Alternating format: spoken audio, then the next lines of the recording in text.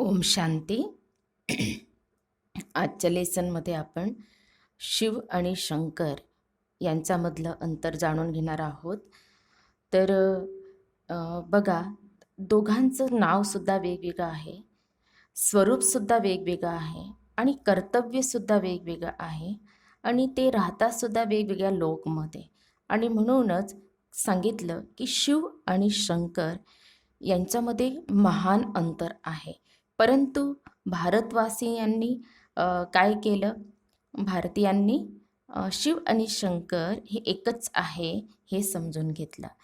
तर आपल्याला राजयोगाचा जेव्हा आपण हा अभ्यास करतो, कोर्स करतो, त्यावेळेस आपल्याला हे कन्सेप्टसुद्धा क्लिअर होतं की शिव आणि शंकर यांच्यामध्ये खूप अंतर आहे.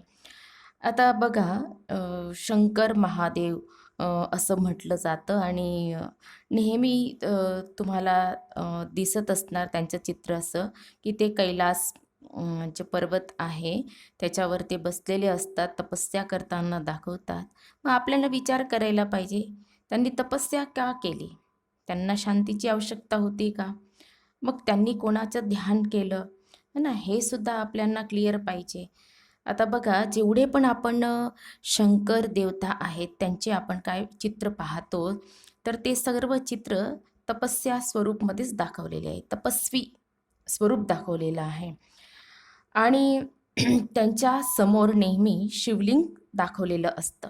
याच्यावरून हे सिद्ध होतं की शंकर देवता जे आहेत त्यांनी सुद्धा कोणाची पूजा केली, कोणाचं ध्यान केलं, तर शिव भोलेनाथचं केलं. परंतु का केलं? कारण की आपण नेहमीच लहानपणापासून ऐकत आलेलो आहोत की जेव्हा शंकर देवता हे जे आपला तिसरा नेत्र उघडतात त्यावेळेस या सृष्टीमध्ये काय होतो, विनाश होतो. मग काही विनाश करण्यासाठी त्यांना शक्ती पाहिजे होती का? तर असे बरेच प्रश्न आहेत. परंतु आपल्याला हे क्लिअर होतं की शंकर देवता हे शरीरधारी आहेत आणि ते रचना आहेत.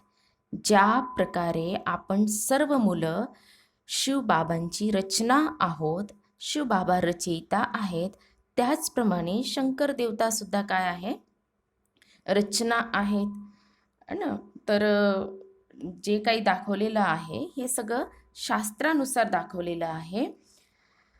बघा, अजून देवी देवतांना जेव्हा काही समस्या येते, प्रॉब्लेम येतात, तर त्यावेळेस ते कोणाकडे जातात, तर दाखवतात की ब्रह्मा जे देवता आहेत त्यांच्याकडे जाताना दाखवतात. मग नंतर कडेही प्रॉब्लेम सॉल्व्ह नाही झाला तर मग नंतर कुठे जातात, विष्णू देवताकडे जातात. आणि तिथेही नाही झाला तर मग कैलास पर्वतावर दाखवतात आणि शंकर देवता यांच्याकडे जाताना आपल्याला दाखवतात देवी देवता. तर तिथे नेहमीच असं दाखवलेलं आहे की शंकर देवता ध्यान अवस्थेमध्ये बसलेले असतानाच आपण पाहिलेलं आहे. म्हणजेच काय की याच्यावरून हे सिद्ध होतं की जे शंकर देवता आहेत त्यांनी सुद्धा शक्ती घेतली, कुणाकडून घेतली, शिव भोलेनाथ बाबा म्हणजे शिवबाबाकडून घेतली. तर आपण बघतोय की शंकराच्या याच्यामध्ये शरीरामध्ये वेगवेगळे अलंकार दाखवलेले आहेत. साप दाखवलेला आहे, गळ्यामध्ये साप दाखवलेला आहे, त्रिशूळ आहे, डमरू दाखवलेला आहे. तर हे सर्व दाखवलेले, तर हे का दाखवले? कारण की हे जे अलंकार आहेत हे फक्त एक सिम्बॉल आहे, परंतु त्याच्यामागे एक आध्यात्मिक रहस्य आहे. आणि ते काय आहे? पुन्हा जटेमधून गंगा निघाली हे सुद्धा दाखवलेलं आहे. मग हे नक्कीच आपण जाणून घ्यायला पाहिजे की साप का दाखवलेला आहे. साप म्हणजेच काय, विकारांचं प्रतीक आहे. आज आपण बघतो प्रत्येक मनुष्य आत्मामध्ये काम, क्रोध, लोभ, मोह, अहंकार हे 5 विकार आहेत. आणि हे जे 5 विकार आहेत हे 5 विकार एकदम विषासारखे आहेत. आणि जेव्हा शिव भोलेनाथ या सृष्टीवर येतात, त्यांचं दिव्य अवतरण होतं, तर ते म्हणतात की मला काय पाहिजे, तुमच्यामधले 5 विकार पाहिजे. आणि ते 5 विकार काय करतात, घेतात. शास्त्रामध्ये याची एक गोष्ट येते, कथा आहे, शास्त्रामध्ये ती दाखवलेली आहे किंवा आपण पाहिली आहे किंवा ऐकलेली आहे. जेव्हा आपण आध्यात्मिक सिरियल वगैरे पाहतो, तर त्याच्यामध्ये दाखवतात. तर सागर मंथन ज्यावेळेस झालं होतं, तर त्यावेळेस सर्वात आधी विष निघतं आणि ते विष जेव्हा निघतं, तर बरेच देवी देवता बेशुद्ध व्हायला सुरुवात होते. देवी देवता बेशुद्ध होतात. मग देवी देवतांना भीती वाटायला लागते आणि मग ते जातात शिव भोलेनाथकडे आणि सांगतात की हे विष तुम्ही काय करा, प्राशन करा. म्हणजेच काय की त्यांनी ह्या सृष्टीवर येऊन ते विष प्राशन केलं. परंतु आपल्याला हे क्लिअर नव्हतं की कुठलं विष प्राशन केलं आणि म्हणून त्यांना नाव दिलं विषहर, नीलकंठ. म्हणजे काम, क्रोध, लोभ, मोह, अहंकार हे जे काही विष आहे, आज जे सर्वव्यापी झालंय प्रत्येक मनुष्य आत्मामध्ये, तर ते त्यांनी येऊन काय केलं, प्राशन केलं. आणि म्हणूनच शंकर जे देवता आहेत त्यांच्या गळ्यामध्ये काय दाखवलं, साप दाखवून दिलेला आहे.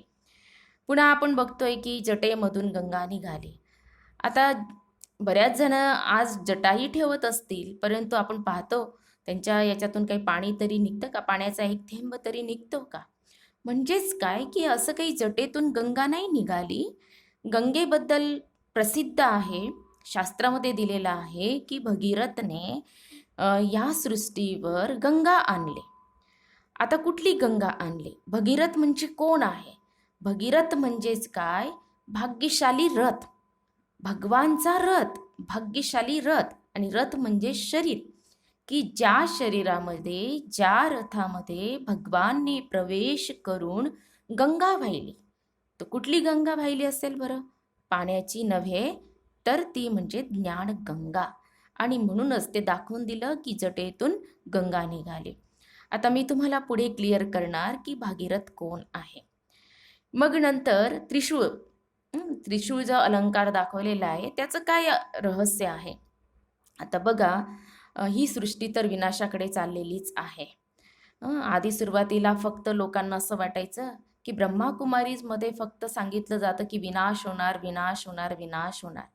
परंतु आज आपण सगळं प्रॅक्टिकलमध्ये पाहतच आहोत की ही सृष्टी विनाशाकडे चाललेली आहे. आणि म्हणूनच का चाललेली आहे? कारण की परिवर्तन सृष्टीचा नियम आहे आणि परिवर्तन होतं आणि त्यासाठी या गोष्टी आवश्यक आहेत. तर मग कशा पद्धतीने विनाश होतो? तर त्रिशूळ म्हणजे 3 प्रकारे या सृष्टीमध्ये विनाश होतो. जसं आपण म्हणतो परमाणु शक्ती आहे, बॉम्ब्स, मिसाईल्स वगैरे जे काही बनवलेले आहेत, ते काही फक्त ठेवण्यासाठी नाही बनवलेले आहेत. त्याच्याद्वारे सुद्धा काय होणार? विनाश होणार. दुसरं म्हणजे काय, जे काही नॅचरल कॅलॅमिटीज, नैसर्गिक आपत्ती आहे, त्याच्याद्वारे या सृष्टीमध्ये काय होणार? विनाश होणार. अचानक आपण पाहतो भूकंप येतो, सुनामी येते, कुठे आग लागते, है ना, पूर येतो. हे सर्व काय आहे? नॅचरल कॅलॅमिटीज, नैसर्गिक आपत्ती. आणि याच्याद्वारे काय होणार आहे? या सृष्टीमध्ये विनाश होणार आहे. आणि तिसरं म्हणजेच काय? गृहयुद्ध. आपसामध्ये भांडतील आणि त्याच्याद्वारे काय होणार? विनाश होणार. आणि म्हणूनच त्रिशूळ दाखवलेला आहे. पुन्हा हातामध्ये डमरू दाखवलेला असतो. तर असं म्हटलं जातं की उनका डमरू डमडम बोले, अगम निगम के भेद खोले. अभी उनका डमरुम डमडम बोले, अगम निगम के भेद खोले. भेद म्हणजे काय? रहस्य. कुठले कुठले रहस्य? आजपर्यंत आपल्याला काहीच माहिती नव्हतं. ज्यावेळेस आपण हा राजयुगाचा कोर्स करायला लागतो, अभ्यास करायला लागतो, तर आपल्या पुढे बरंच जे काही रहस्य होतं, ते रहस्य आपल्याला उलगडायला लागतं. सर्वात पहिलं की मी कोण आहे? आपण आतापर्यंत जे समजत होतो मी शरीर आहे, परंतु आपल्याला क्लिअर झालं की मी एक कोण आहे? आत्मा आहे. माझं घर कुठलं आहे? परमधाम आहे. तेच माझं मूळ घर आहे.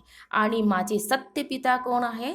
तर ते म्हणजे परमपिता शिव परमात्मा, ज्यांना प्रेमाने शिव बाबा म्हणतो, तेच माझे कोण आहेत? सत्यपिता आहेत. पुन्हा अजून आपल्याला बरंच काही रहस्य पुढे समजणार आहे या 7 दिवसाच्या कोर्समध्ये. तर म्हणूनच म्हटलंय की म्हणून त्यांच्या हातामध्ये डमरू दाखवलेला आहे. तर हे सर्व रहस्य कुठल्याही शास्त्रामध्ये, कुठल्याही पुस्तकामध्ये तुम्हाला मिळणार नाही. कारण की हे जे ज्ञान आहे, हे सत्यपिता परमपिता परमात्मा भगवान अल्लाह गॉड ईश्वरने स्वतः येऊन दिलेले आहे. आणि म्हणूनच कुठल्याही देहधारीने किंवा साधू संत महात्मा शास्त्रामध्ये हे ज्ञान भेटणार नाही. जगाच्या कुठल्याही पाठीवर तुम्ही जा, परंतु हे ज्ञान तुम्हाला भेटणार नाही. तर तुम्हाला क्लिअर झालंच असेल की शंकर जे देवता आहेत तर ते शरीरधारी आहेत. त्यांचं निवासस्थान सुद्धा 3 लोकामध्ये आहे. सूक्ष्म लोक, ज्याला देवलोक सुद्धा म्हटलं जातं. आणि त्यांचं जे कर्तव्य आहे ते कर्तव्य म्हणजे काय आहे? विनाशकारी. तर अंतर झालं की नाही? आता आपण पाहूया शिव भोलेनाथ. तर शिव भोलेनाथ मी तुम्हाला सांगितलं की त्यांचं दिव्य अवतरण होतं या सृष्टीवर. याच्यावरून हे सिद्ध होतं की त्यांना शरीर नाही आहे. ते गीतेमध्ये सुद्धा दिलेलं आहे की ते परकाया प्रवेश करतात. दुसऱ्याच्या शरीराचा आधार घेऊन ही ज्ञान गंगा त्यांनी वाहिली. कारण की हे जे ज्ञान आहे काही आकाशवाणी करून किंवा प्रेरणाने हे ज्ञान देऊ शकत नाही. त्याच्यासाठी त्यांना सुद्धा शरीराचा आधार घ्यावा लागतो आणि त्या शरीराचा आधार घेऊन त्यांनी हे ज्ञान दिलेलं आहे. आता त्यांचं कर्तव्य सुद्धा वेगळं आहे, त्यांचं निवासस्थान सुद्धा वेगळं आहे आणि त्यांचं रूप सुद्धा वेगळं आहे. रूप तर समजलंच तुम्हाला, निराकार ज्योतिर्बिंदू स्वरूप. निवासस्थान परमधाम, परलोक म्हटलं जातं, ब्रह्म महतत्व सुद्धा म्हटलं जातं, निर्वाणधाम म्हटलं जातं, शांतीधाम म्हटलं जातं, निराकारी दुनिया असं म्हटलं जातं. तर वेगवेगळी शब्द दिले, नावं दिलेत, परंतु एक म्हटलं जातं जे प्रसिद्ध नाव म्हणजेच परमधाम, जे आपलं आणि स्वीट होम आहे. तेच आपले पिता परमपिता परमात्मा शिवबाबांचं सुद्धा काय आहे? घर आहे. आणि त्यांचं कर्तव्य आहे कल्याणकारी. या सृष्टीवर त्यांचं दिव्य अवतरण याच्यासाठी झालेलं आहे, सर्व मुलांचं कल्याण करण्यासाठी त्यांचं दिव्य अवतरण झालेलं आहे. म्हणजेच शिव भोलेनाथ हे सर्वांचे कोण आहेत? नाथ आहे ना. देवों के देव महादेव कोण आहेत? तर शिव भोलेनाथ. तर बघा, शिवलिंगवर 3 रेषा दाखवलेल्या असतात आणि मध्ये डॉट असतो, बिंदू असतो. तर त्याचं काय रहस्य आहे? तर 3 रेषा म्हणजेच काय आणि डॉट म्हणजे काय, हे सुद्धा आपल्याला माहिती पाहिजे. तर मध्ये जो डॉट दाखवलेला आहे 3 रेषा म्हणजेच काय की शिव भोलेनाथ आदी मध्य आणि अंत काय आहे या सृष्टीचं हे जाणणारा, आणि म्हणून 3 रेषा दाखवलेल्या आहेत. मध्ये डॉट का दाखवलेला आहे, बिंदू का दाखवलेला आहे? कारण की ते येऊन तिसरा नेत्र देतात आणि म्हणूनच तो मध्ये बिंदू दाखवलेला आहे. पुन्हा आपण पाहतो की शिव भोलेनाथ म्हणजे शिवलिंगवर बेलपत्र वाहिलं जातं. तर 3 पानं असतात म्हणजेच, आणि हे असतं जुळलेलं असतं की नाही, दांडी असते. याच्यावरून हे सिद्ध होतं की ब्रह्मा विष्णू आणि शंकर हे जे त्रिमूर्ती देवता आहेत तर यांचं कनेक्शन कुणाशी आहे? तर शिव भोलेनाथशी आहे. आणि या 3 देवतांद्वारे 3 दिव्य कर्तव्य शिव भोलेनाथ करून घेतात, शिवबाबा करून घेतात आणि म्हणूनच बेलपत्र वाहिलं जातं. आता तुम्हाला हे सुद्धा माहिती असणार की शिव भोलेनाथ प्रसन्न केव्हा होतात, की म्हटलं जातं की ज्या वेळेस एकदम विषारीचे फूल आहे की जे धोत्र्याचं फूल आहे, धतुरे का फूल, अक्का फूल हिंदीमध्ये म्हणतात. तर ते जे फूल आहे ते जेव्हा वाहतो आपण शिव भोलेनाथला तर तेव्हा ते प्रसन्न होतात. मग तेच का वाहिल्याने प्रसन्न होतात? बाकी इतर फुलं आहेत, गुलाबाचं फूल आहे, कमळाचं फूल आहे, मोगऱ्याचं फुलं आहेत, बरीच अशी सुगंधित फुलं आहेत, ते वाहिल्याने प्रसन्न होत नाही. परंतु जे विषारी फूल आहे की ज्याला सुगंधसुद्धा नाही, ते वाहिल्याने शिव भोलेनाथ का प्रसन्न होतात? तर याच्या मागे सुद्धा आध्यात्मिक रहस्य आहे हे, की आपण काय करतो की धोत्र्याचं फूल वाहतो म्हणजेच काय की आपल्याला शिव भोलेनाथ बाबा सांगतायत तुमच्यामधले जे विष आहे, म्हणजे जे 5 विकार आहेत, ते 5 विकार तुम्ही मला द्या. आणि आपण काय करतो? धोत्र्याचं फूल वाहतो. म्हणजेच आपण हे केलं इनडायरेक्टली, अप्रत्यक्षपणे आपण काय करतोय? फूल वाहतोय. पण आपल्यामधले जे 5 विकार आहेत, जे विष आहे, आपण तसंच ठेवतो. आणि म्हणूनच सांगितलेलं आहे की शिवबाबा आपल्याला या सृष्टीवरून हेच सांगतात कि बच्चे, तुम्हारे अंदर जो भी बुराइयाँ है, जो कमजोरी है, जो विकार है, वो मुझे दान में दे दो, वही लेने के लिए मैं आया हूँ. आणि म्हणूनच शिव भोलेनाथ असं म्हटलेलं आहे. आणि ते तेव्हा काय होतात? प्रसन्न होतात. तर हे तुम्हाला क्लिअर झालंच असणार. आपण नेहमीच म्हणतो की आम्ही शिव मंदिरात चाललोय, शंकर मंदिरात चाललो असं नाही म्हणत. शिवालय म्हटलं जातं, शंकरालय कधी म्हटलं जात नाही. शिव भोलेनाथ, शिव भोले भंडारी बाबा असं म्हटलं जातं. शंकर बाबा कधी म्हटलं जात नाही. म्हणून याच्यावरून हे सिद्ध होतं की शिव आणि शंकर यांच्यामध्ये महान अंतर आहे. शंकर देवता सुद्धा शिव भोलेनाथ बाबांची रचना आहे. मग आपण शिव बाबांचं म्हणजे शिव परमपिता परमात्मा ईश्वर अल्लाह गॉड यांच्या या सृष्टीवर दिव्य अवतरण झालेलं आहे. तर म्हणूनच आपण त्यांच्या आठवणीमध्ये महाशिवरात्री पर्व साजरा करतो. आता महाशिवरात्री पर्व आपण साजरा करतो, जागरण करतो, उपवास करतो है ना, त्या दिवशी बरंच काही करतो. म्हणजेच शिवरात्री कोणाला म्हटलेलं आहे? शिवरात्री शब्द का दिलेला आहे? तर रात्री म्हणजेच काय की एक दिवसाची रात्री नाही, परंतु बघा संपूर्ण कलियुगाला काय म्हटलेलं आहे? रात्र असं म्हटलेलं आहे. अज्ञान अंधकाराची रात्र. आज बरेच जण अज्ञानात आहे, सत्य ज्ञान नाही आहे. आणि म्हणूनच म्हटलेलं आहे की अज्ञान अंधकाराची रात्र. आणि बघा म्हटलं जातं की जास्तीत जास्त पाप कर्म लोक रात्री करतात. आता तर आपण पाहतोच आहोत की दिवसा ढवळ्यासुद्धा चोरी होते, खून होतो, सर्व काही होतं आहे. म्हणजेच काय? संपूर्ण कलियुगालाच काय म्हटलेलं आहे? रात्र असं म्हटलेलं आहे. म्हणजेच रात्री लोक काय करत आहेत? पाप कर्म. या कलियुगाच्या घोर रात्रीमध्ये मनुष्य आत्मा सर्व काय करायला लागलेत? पाप कर्म करायला लागलेले आहेत. आणि जेव्हा अति होतं त्यावेळेस त्या गोष्टीचा काय होतो? अंत हा होतच. आणि म्हणूनच या सर्व अतिचा अंत करण्यासाठी शिव भोलेनाथ या सृष्टीवर अवतरित होतात. शिव परमपिता शिव परमात्मा या सृष्टीवर अवतरित होतात. अल्लाह इस धरा पर आते हैं. कारण की म्हटलेलं आहे जब कयामत का समय होता है तो खुदा खुद आते हैं और सभी मनुष्य आत्माओं को कब्र से निकालते हैं. हे सुद्धा मुस्लिम धर्मामध्ये दिलेलं आहे. आणि म्हणूनच अशा या घोर कलियुगाच्या रात्रीमध्ये परमपिता परमात्मा शिवबाबांचं दिव्य अवतरण झालेलं असल्यामुळे आपण काय करतो? महाशिवरात्री पर्व साजरा करतो. तर गीतेमध्ये सुद्धा दिलेलं आहे ना की मी परकाया प्रवेश करतो, यदा यदा ही धर्मस्य ग्लानिर्भवती भारत. जेव्हा जेव्हा धर्माची अतिग्लानी होते त्यावेळेस मी ह्या सृष्टीवर अवतरित होतो. आज आपण बघतोय या कलियुगामध्ये की अतिग्लानी झाली आहे. मनुष्य आत्मांचं एकदम काय झालेलं आहे? पतन झालेलं आहे, अधोगतीला गेलेले आहेत.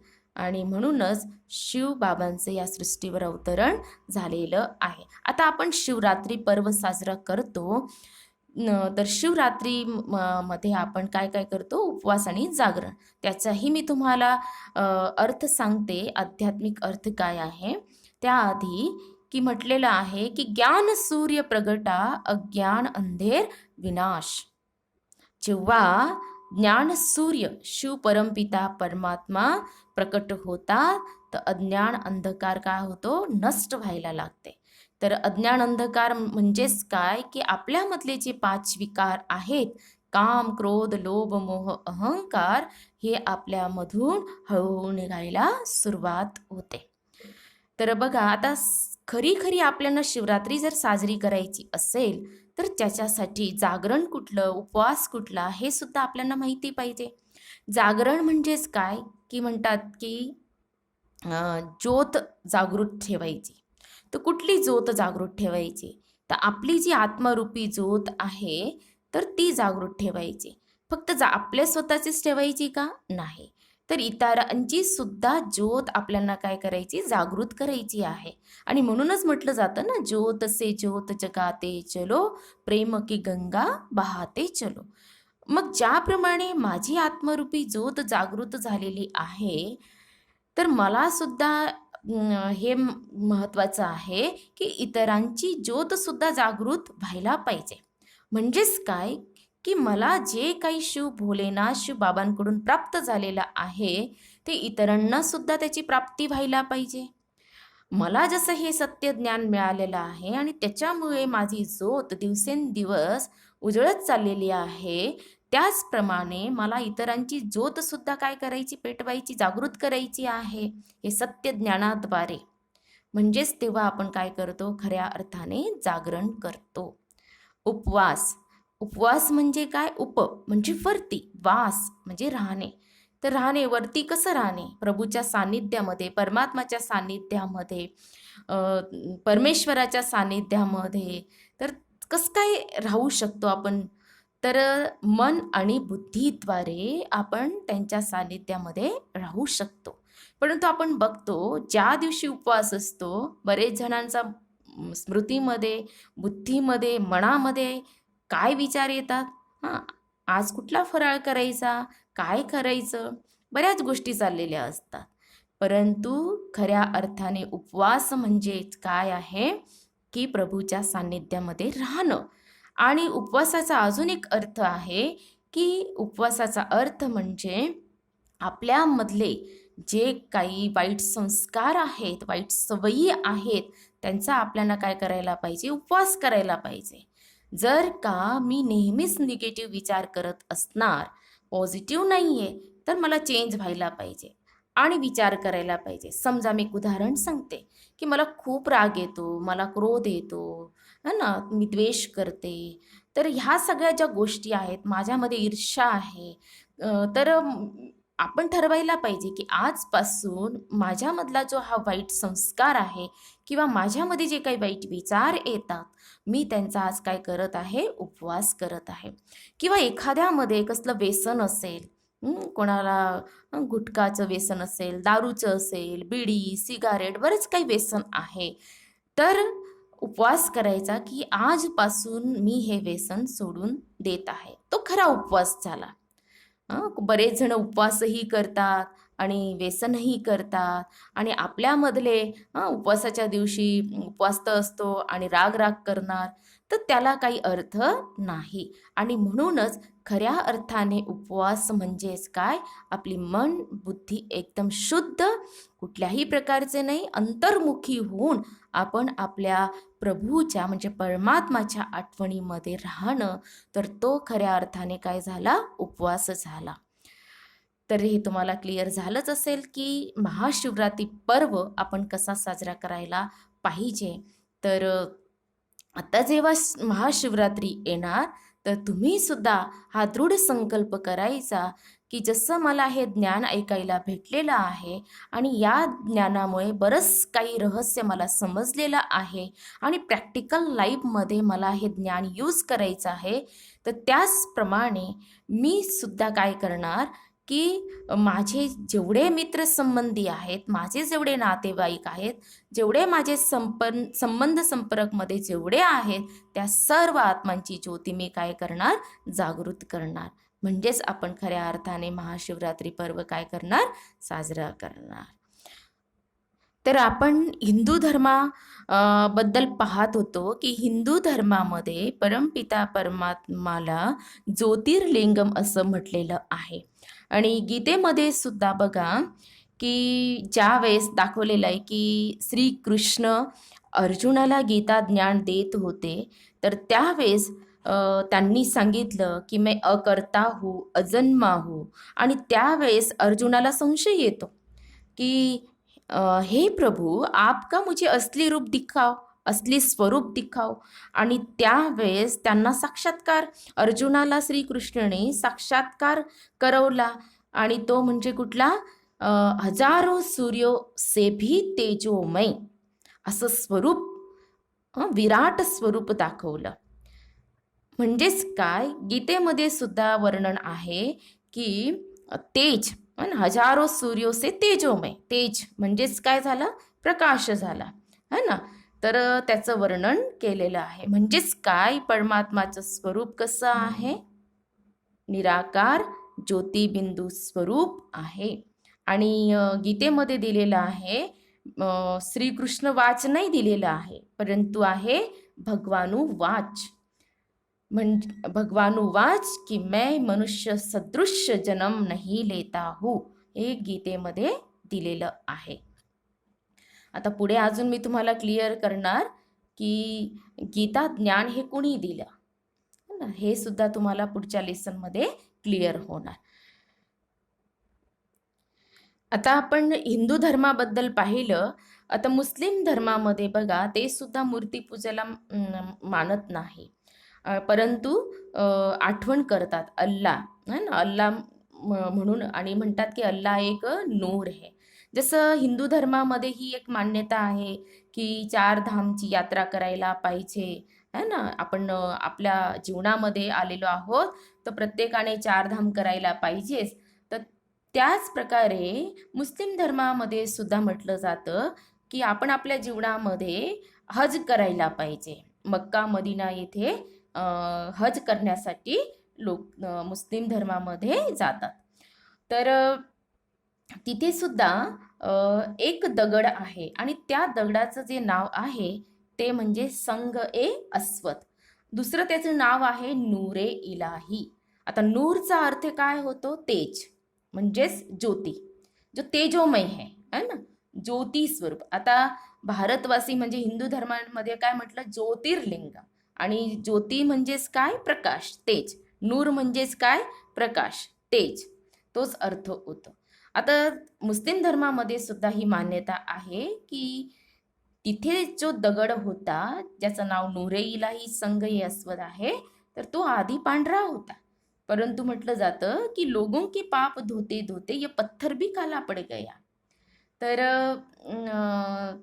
एकदा तरी त्या दगडाचं दर्शन घ्यायलाच पाहिजे, अशी त्यांची मान्यता आहे. आणि त्या दगडाचं ते काय करतात? चुंबन घेतात. तर म्हटलं जातं की त्याचा आकार सुद्धा शिवलिंग सारखाच आहे. म्हणजेच काय की मुस्लिम धर्मामध्ये सुद्धा म्हटलेलं आहे की परमपिता परमात्मा अल्लाह नूर म्हणजेच काय आहे? ज्योती आहे. आता ख्रिश्चन धर्मामध्ये आपण पाहतो की ख्रिश्चन धर्मामध्ये सुद्धा म्हटलेलं आहे की परमात्मा, जे गॉड इज लाईट. आणि लाईटचा अर्थ काय होतं? ज्योती होतं. चर्चमध्ये जातात, प्रेयर करतात, तिथे मेणबत्ती ठेवलेली असते, एक छोटी असते, एक मोठी असते. म्हणतात की मोठी मेणबत्ती म्हणजे परमात्माचं प्रतीक आहे, आणि छोटी म्हणजे आत्माचं प्रतीक आहे. तर सांगायचं तात्पर्य हेच की ख्रिश्चन धर्मामध्ये सुद्धा परमपिता परमात्माचं जे स्वरूप दाखवलेलं आहे ते म्हणजेच काय आहे?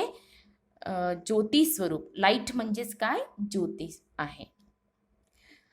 पुन्हा आपण बघतो सिख धर्मामध्ये सुद्धा मान्यता आहे, परमपिता परमात्माचं जे स्वरूप आहे, कसं? एक ओंकार, सतनाम, कर्ता पुरुष, अशी महिमा केलेली आहे. म्हणजे प्रत्येक धर्माच्या लोकांनी काय केलेलं आहे? स्वीकार केलेलं आहे की परमपिता परमात्माचं जे रूप आहे, निराकार ज्योती स्वरूप आहे. जापानमध्ये बौद्धी लोक जे आहेत, त्यांच्यामध्ये एक अशी जाती आहे. तर ते काय करतात की 3 फूट उंचावर आणि 3 फूट लांब एक असा प्लेट ठेवतात, आणि त्याच्यामध्ये लाल कलरचा दगडाची जी प्रतिमा असते ती ते ठेवतात. त्या दगडाला ते म्हणतात की कर्णीचा पवित्र दगड आहे, ज्याचं नाव आहे चिनकॉनसेकी. तर जापानी भाषामध्ये याचा अर्थ असा होतो शांतीचा दाता, असा अर्थ होतो.